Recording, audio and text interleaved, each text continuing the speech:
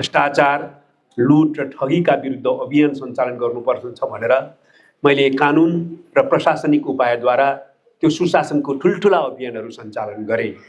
तर मलाई के अनुभूति भयो भने यो प्रशासनिक र कानुनी उपायद्वारा मात्रै यो हल हुँदैन, त्यो त चाहिन्छ नै।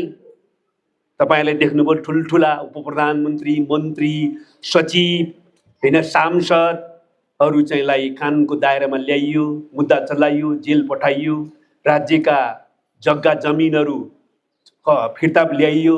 यो धेरै अभियानहरू हामीले सञ्चालन गर्यौं। तर एउटा अनुभूति गहिरो गरी के भयो भने यो प्रशासनिक र कानुनी उपायद्वारा मात्रै सुशासन स्थापित गर्न सकिन्न।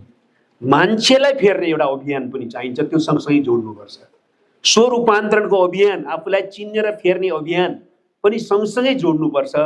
त्यसैले मैले गृह मन्त्रालय अन्तर्गत प्रशासनिक कर्मचारीहरू, पुलिस अधिकारीहरू सबैलाई योग र ध्यानको शिविर सञ्चालन गरेँ र विश्वमै यो पहिलो हो भन्ने मेरो जानकारीमा छ, तर मलाई थाहा छैन।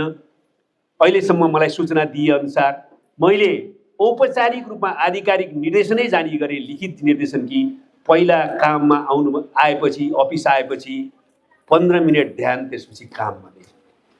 र त्यो अभियान मैले गृह मन्त्रालयमा सञ्चालन गर्ने, जेलभित्र ध्यान कक्षहरू निर्माण गरेर ध्यान शिविरहरू सञ्चालन गर्ने र यो प्रक्रियासँग हामीले सुशासनलाई जोड्न सक्यौं भने मात्रै त्यो दीर्घायु हुन सक्छ र सफल हुन सक्छ भन्ने मान्यताको आधारमा यो अगाडि बढाउन प्रयत्न गरे।